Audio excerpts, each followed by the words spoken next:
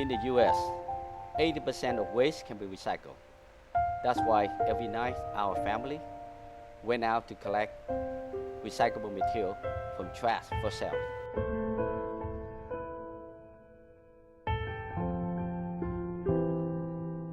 In the first days, we have to work between 16 to 20 hours per day. I still remember that. After school, we had to collect recycled material from trash from 6, 7 p.m. until 2, 3 a.m. in the morning.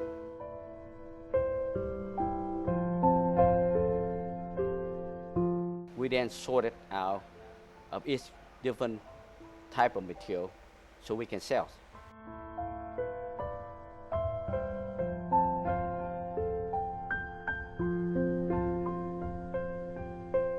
I feel so proud that we have success in our new business in the U.S.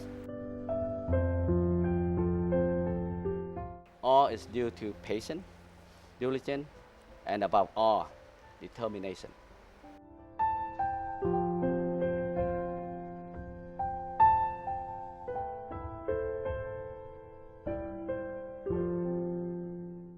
Welcome to Talk Vietnam. Our guest today has been dubbed the King of Trash by the Vietnamese community in the United States.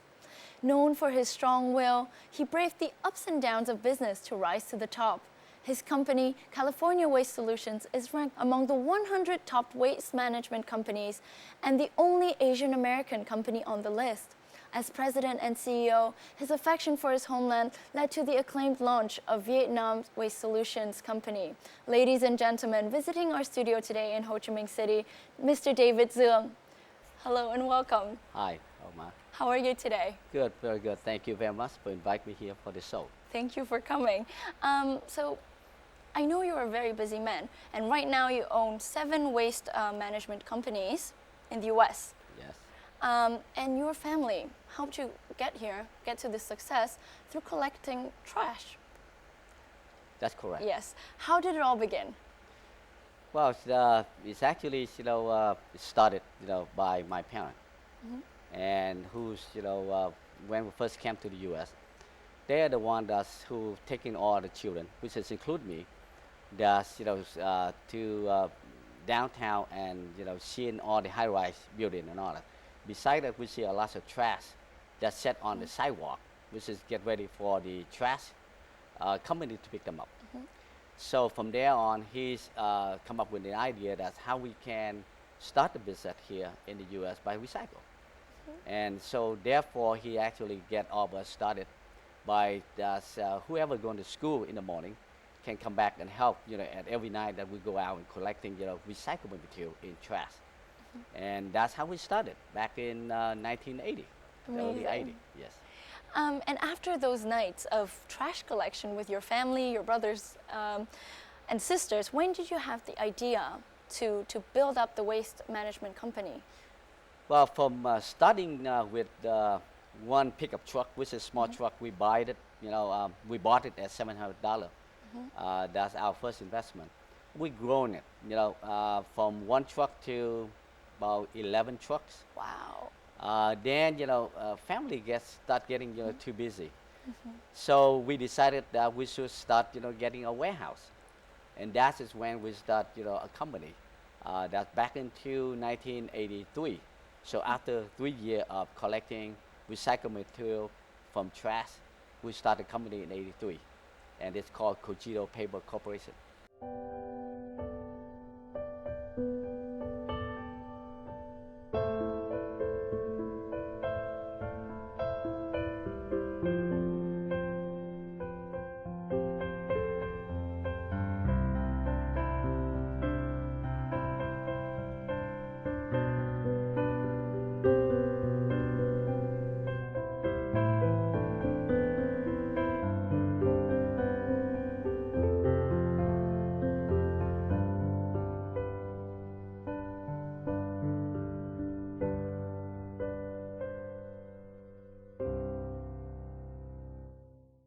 So can you tell me, were there any stories of hardships during those times of hard work in the beginning?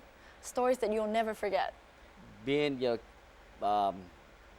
personally living in a country like Vietnam, is hot with the weather and all that, and then you come to U.S. and every night that you have to work in a cold, really cold, weather, and that's you have to always that we memory all those nights. That's and then even those that some of the night that's uh, we collecting, but we not successfully collect a lot of material. So that's a disappointment that's come to when we can't collect so much of material that we can sell. But then the weather is getting colder, Yeah. and that's one of the hardship. The second is how we going to get the family together and working together to build the business, especially the saving money. The money that we collect at those days, hardly we use them. We're just saving them, so we can use them to rent the warehouse later on. So people work really hard and they don't get to share of the money that the sale of the material.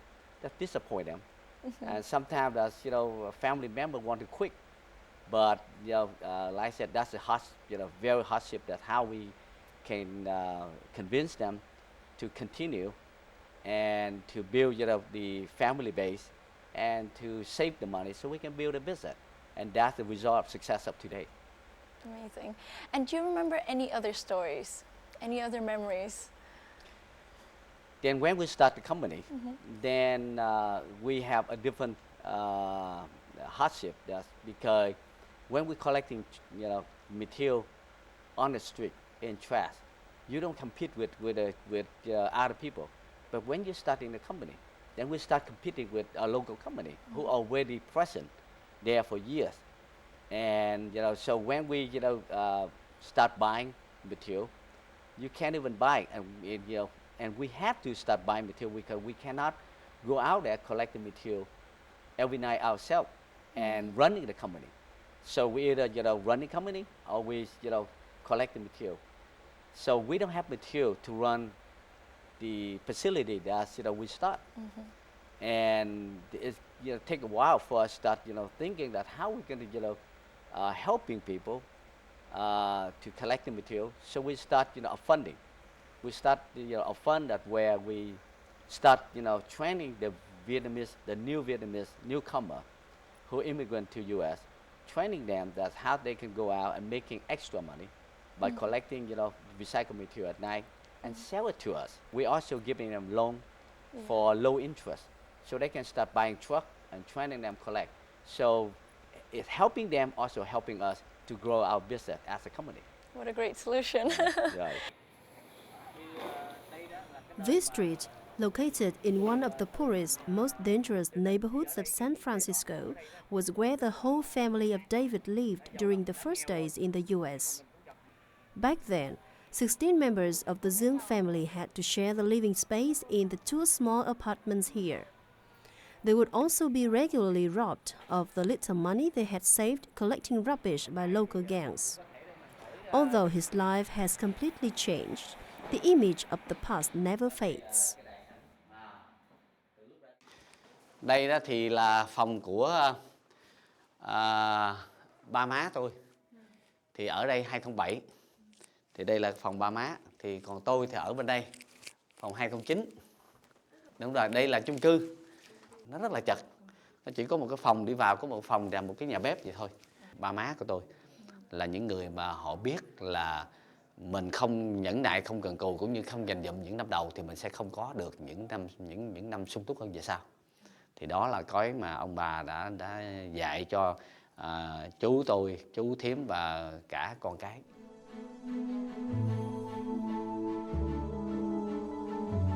Right in the center of San Francisco, the fountain inside the Ghirardelli, a famous chocolate factory, is a tourist attraction. People who come here believe that if they throw a coin into the fountain, their wish would come true. When he was young, David and his brother often walked past this place, but they were too poor to have a coin to throw in after making a wish. Today, coming here, David and his brother don't make a wish. The visit reminds them of the difficult past and makes them treasure the bonds between family members that leads them to success.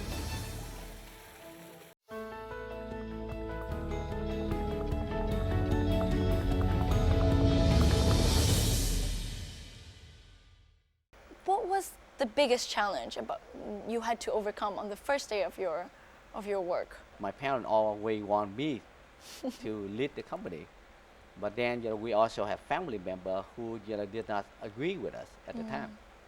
So that's the challenge. At that time, I didn't think that I want to be, because I want to see that family united first, and I take that as more important than making money. Yeah. But it come to a choice that we have no choice. That my father one day he said, "Well, if you get a couple of your family member not join you, but if you can run successful business, you can bring them back anytime," which is true, and I'll be able to bring them back after 5-6 years later, and now we become a big family united again to run the business over there. That's great.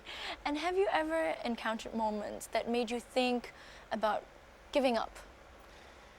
No, I'm the type of the guy that's always take challenge and deal with it. So I did not any time at any moment that thinking of giving up. But of course, when I do anything, I always think that you have to commit it to it, and without commitment to it, then you can't success. And of course, any business, anything that you do is not easy to start with, and if you really committed to it, put your hardship into it, and and keep focus on it, you'll be success. So there are many times that that we had to go through. Let's say one of the thing that when we have a company, even we competing with a local company, and we even get people that set it up a fire to burn our whole facility down, our factory down, and that's really hardship because that's at loss. Yeah. But we didn't even give up. We think that we can restart it, and we did. I'm the type of the guy that challenged and really patient. So I think that's because that's make us success today. Yeah. David Duong now owns 7 waste solution facilities, and our reporters had a chance to visit one of those locations. Let's have a look.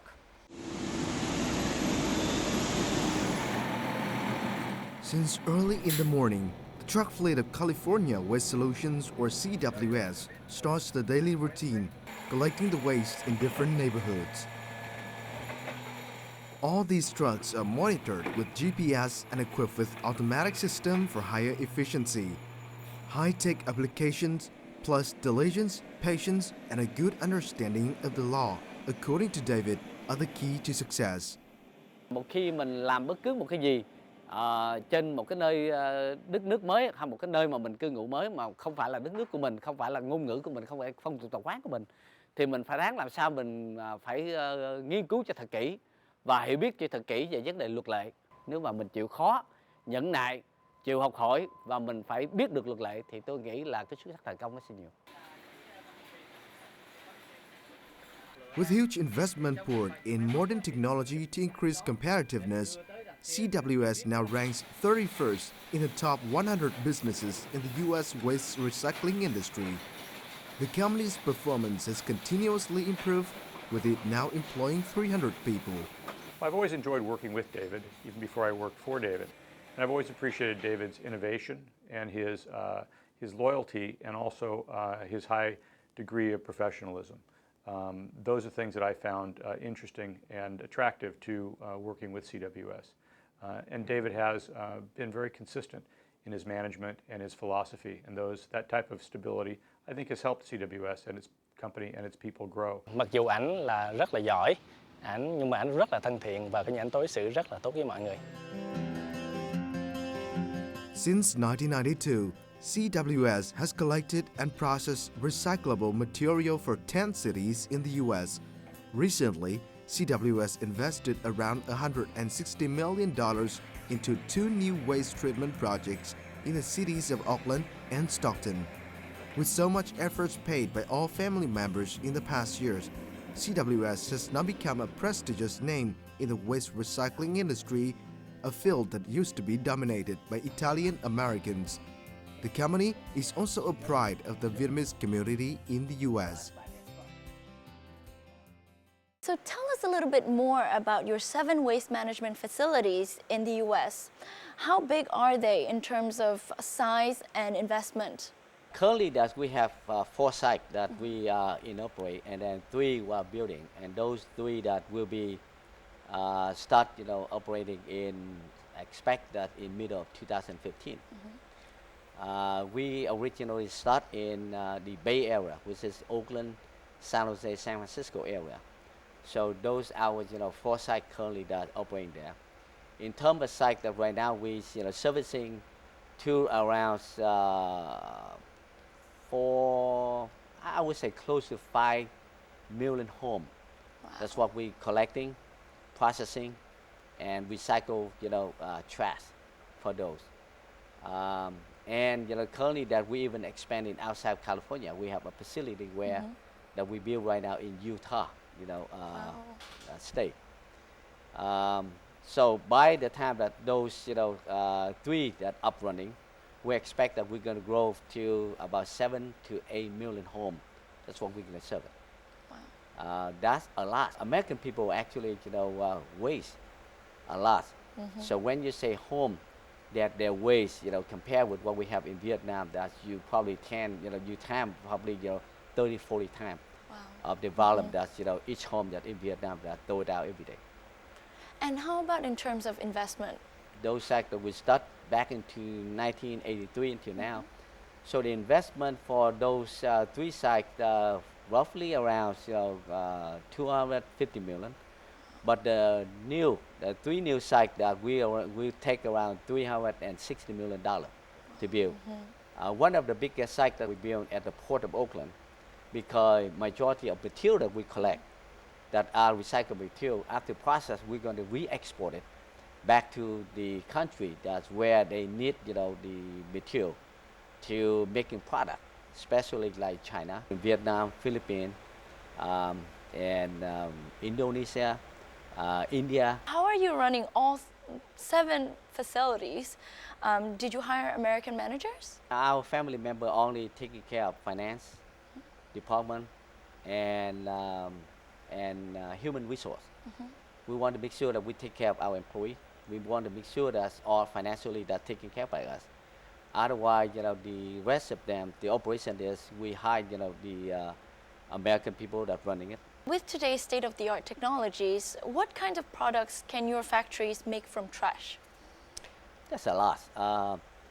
Let's say that material like recycled material, like paper, plastic, bottle, can, glass, aluminum, and all that.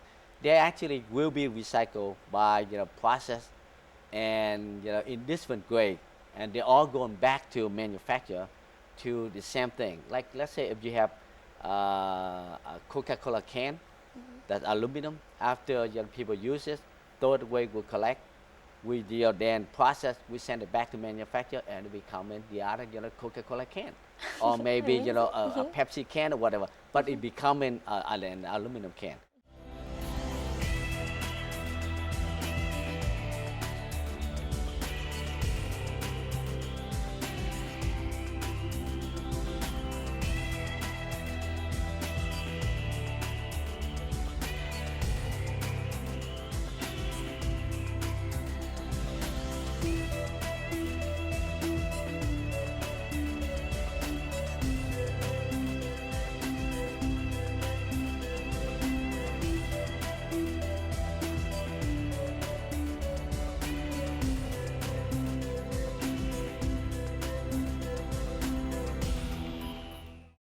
So how did you manage to compete with the other waste management companies? Well, technology, we always, reinvest. That's number one. Whatever the profit we make, we always reinvest into the business. And we always learn and always invest into new technology. Whatever is out there in the market, we always want to be the first people that's using the new technology. And especially that we have a really good team. That's American team and and family who working really tight and that's a good team. So we're able to competing not just only technology, but also regarding to pricing of bidding and all that. We're able to do much better and lower of the cost to servicing to the people, and that's giving us the reputation of being working hard, honest, and always do everything right. And from your own experience, what is the biggest challenge Vietnamese encounter when starting up a business in a foreign country, for example in the US? I think that you need to, number one is learning the law, and get to understanding carefully. And number two, you make sure that you pick the right business that you go in. Don't listen to people, and don't see that if somebody are doing good business in one business and you think that okay, that's business I want to get in. Usually you'll be failed because you not get into the business that one that you know about, and two, if you have no interest. Usually we fail because you're not putting your mind to it, and you're not focused, and you're not commit to it. And then any new business you always to start with is really hard. Many companies that start with, I would say that probably 60% that new business startup will fail. Yeah. So you need to get into business that you actually want to get in and you like to, and that will get you motivated to make sure that you success. What can you say about the role of Vietnamese American business people in the local communities where you live and work? Where I live is in San Jose, which is in Northern California, in a city where we have 10% of the Vietnamese American that's living there, which is, it would take around 11% of total population in that city. And the Vietnamese as the newcomer compared with the rest of the other immigrant to the U.S. But because the Vietnamese always known as hard work, and they really want to build a family. So I would say that the local government, they are proud of the Vietnamese American. That's where in the city that we build, we help to build not just only business, but in the society, and we help you in many different areas. That's like education, health, and and many other things that we do. And I am proud of the Vietnamese American in the community where I live. They have done an excellent job of helping community there as part of the of the people that live in one city. David Duong has become a millionaire from waste solutions business. After his success in the US in 2005, David Duong decided to return and invest in Vietnam as a way to help his home country. Let's have a closer look.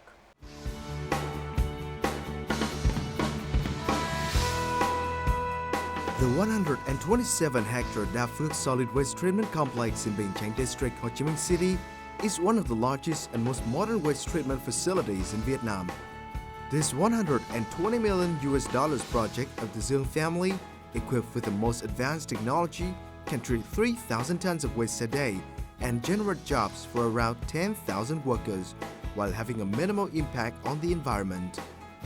And soon, new technology will allow the complex to generate electricity to power itself and contribute to the national grid.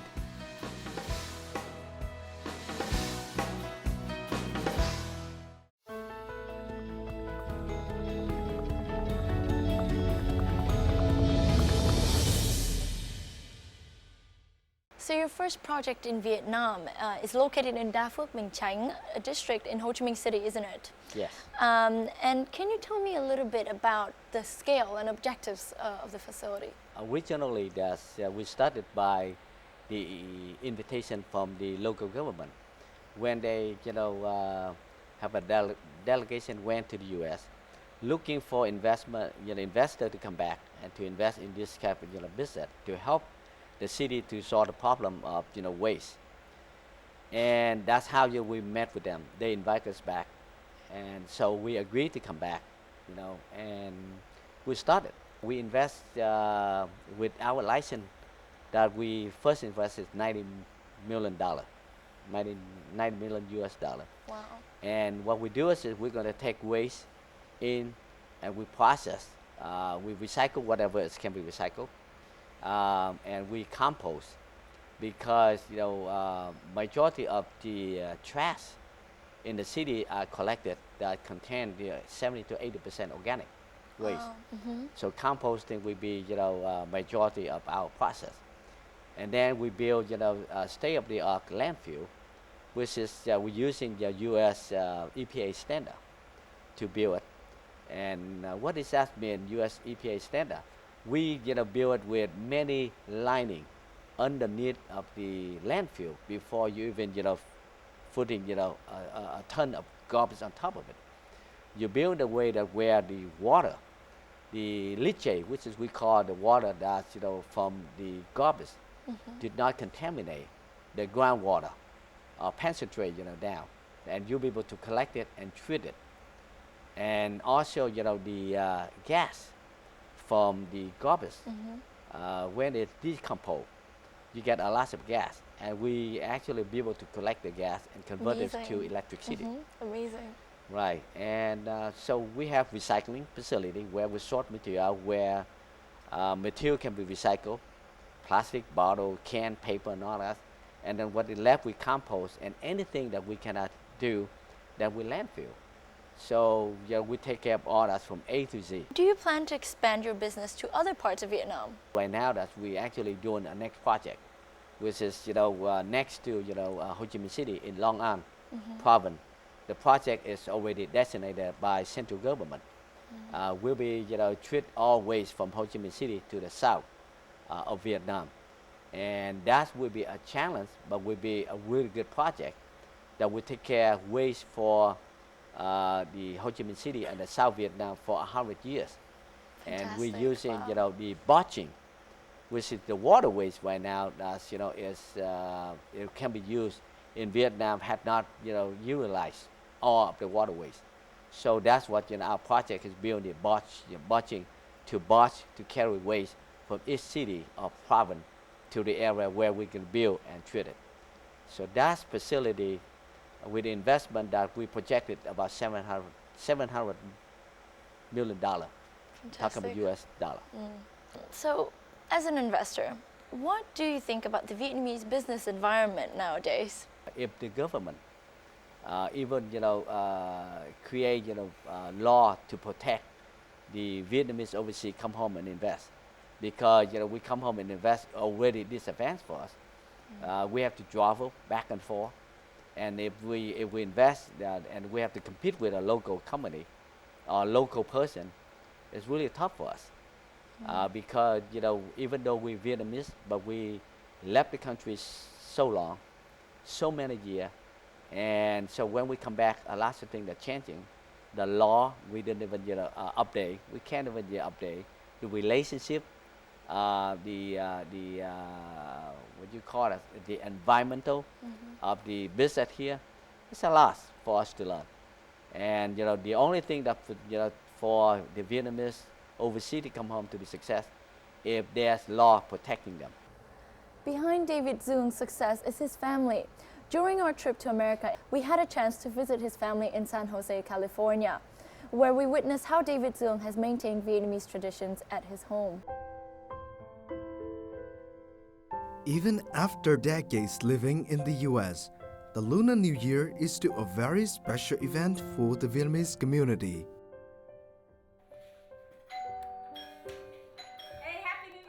Whenever a Lunar New Year nears, the house David and his mother live is where brothers and sisters of the Duong family gather. From the day all of them struggle to earn a living by picking up rubbish in the street to the time they now run a company together, the bond between them remains unchanged. It's all thanks to the family tradition of solidarity that has been passed down from their parents. Incense burned to commemorate his ancestors. This tradition is still kept in David Duong's family, despite it being decades since they settled down in the U.S. Tất cả các con cháu của gia đình chúng tôi là được hướng dẫn từ ba má của chúng tôi và tới tôi, tới những đứa em của tôi, đều là coi như hướng dẫn từ trên xuống dưới, là cái sự duy trì là làm sao mà đoàn kết cả gia đình, thứ nhất. Thứ hai nữa là làm sao luôn luôn có những cái sinh hoạt nó mang tính chất thuần túy văn hóa và dân tộc của Việt Nam. Thí dụ như những ngày lễ Tết, Trung thu Việt Nam, chúng tôi đều tham gia. Những ngày coi như là gia đình thì luôn luôn sum họp nhau. It's not only about educating the younger generations about tradition and customs, such as greeting the elderly or giving lucky money on New Year's Day. David Duong and his siblings also try hard to make the children feel closer to Vietnamese culture. That includes practicing Vietnamese language whenever they are home. Năm mới con chúc bà ngoại nhiều sức khỏe và phát tài. Thì mình là người Việt Nam mà mấy cháu đó thì đi học ở trong trường thì tiếng Anh, nhưng mà khi về tới nhà rồi đó thì nói tiếng Việt, để mà giữ cái văn hóa của người Việt Nam mình. Sợ học nếu mà về nhà không xài tiếng Việt thì nửa quên hết. Phim Việt Nam có cho mấy cháu coi và để nó hiểu thêm về cái tục ngữ của người Việt Nam mình.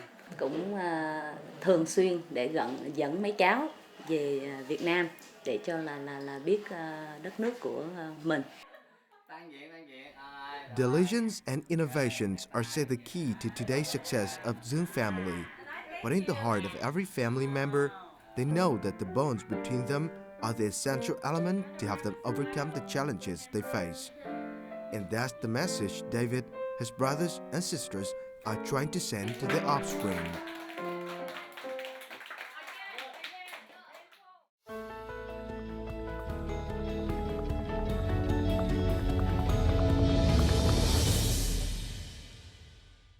So how have you helped your children to maintain the Vietnamese traditions at your own home?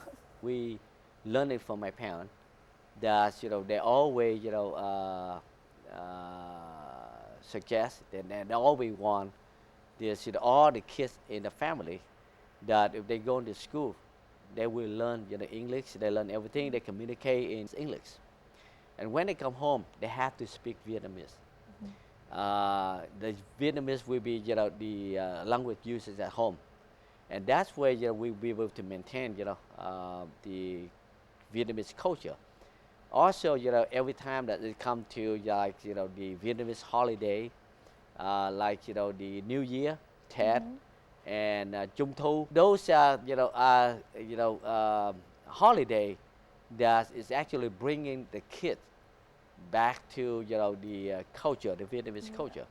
So we always involved with those, and we always create a party, create thing at home. We buy Vietnamese product, food and all that. So the kids be able to eat, drink, play. Have you done anything else that's special in a way to maintain the traditions at home? Well, I would say that most of everything that we have done while we're young, and my parents, always get there.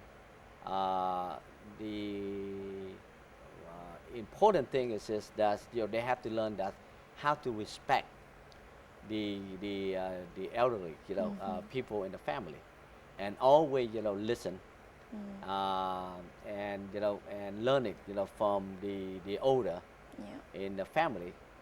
I think that's not in the U.S. they do not training you like that, but in the Vietnamese American family, I think not just only us, but every family, Vietnamese American family always doing that, but us more especially because my parents very strict about getting the student still remember the country, the root where they come, coming from, the culture, tradition, of Vietnamese, and all those.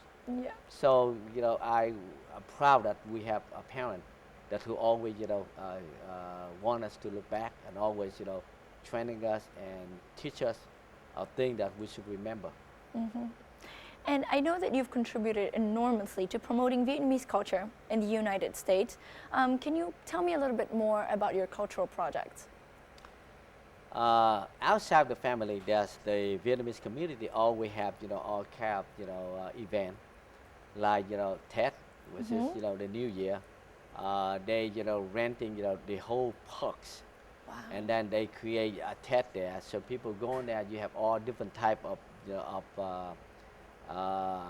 business that people go in there. They can make bánh chưng, and all kind of things that they can sell it there. Most of them are just Vietnamese food, and especially that they even giving out lì xì and all those things in the New Year. And we part of those. We make contribution to help to make sure that the organizer be able to get the enough funds so they can doing all those things to keeping the Vietnamese culture and tradition in the community. And also in Trung Thu, we always make contributions so they can be able to import lòng đèn and all those to give it out to kids, and so they remember all the kids will be able to learn this is how even though they live in the U.S. or even though they're born in the U.S., but they'll be able to learn the culture, the tradition of of the Vietnamese back home. Yeah.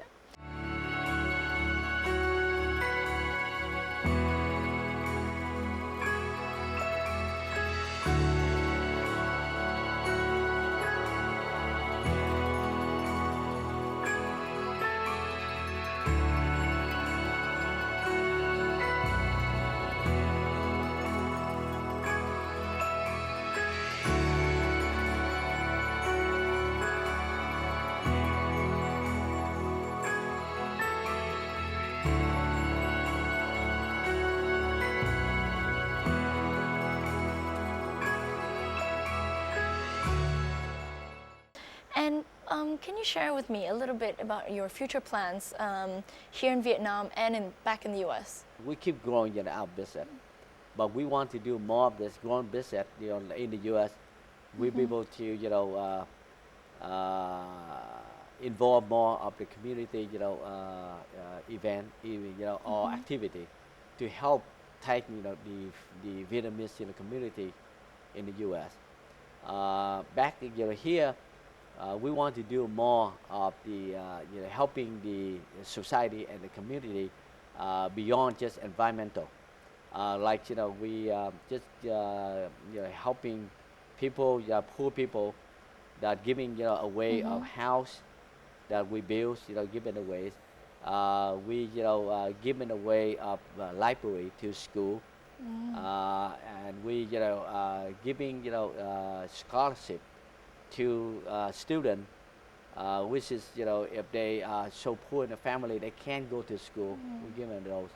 And especially that I started an investment program where we giving loan out to poor people who will be able to get a loan with no interest loan, so they can start business.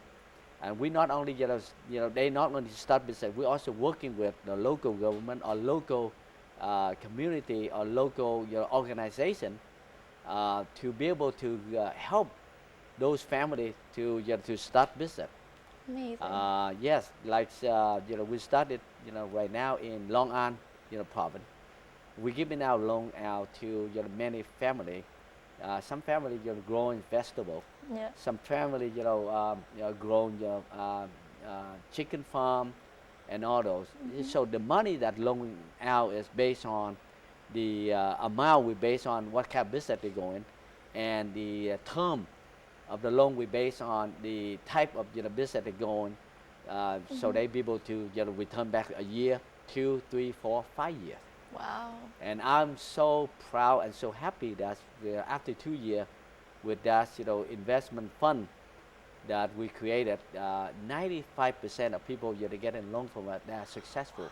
We hope that I can continue running this program for the other year, and I'll fund it more into the program. and hopefully that we able to get the track record of successful this program. So I'll be able to actually calling for more of the funding from the American, Vietnamese American who do business here in Vietnam, also a local company who be able to help, because the helping the poor of the society it's not it's not one person can do it, or one company or one organization. I think that's part of everybody, and I think that I'm willing to give my hand now, because I think that if everybody give part of their hand now, then we will to help the whole community and build a better society. Thank you so much, David, for an absolutely inspiring talk. And it's amazing to learn about your success in the US, as well as your wonderful input into generating help here in Vietnam as well. We wish you all the best in all your future endeavors. Thank you so much. Thank you for inviting us here. So thank you, and best wishes to you. Thank you. And that's all for today's edition of Talk Vietnam. I hope you enjoyed the show as much as I did. Goodbye for now.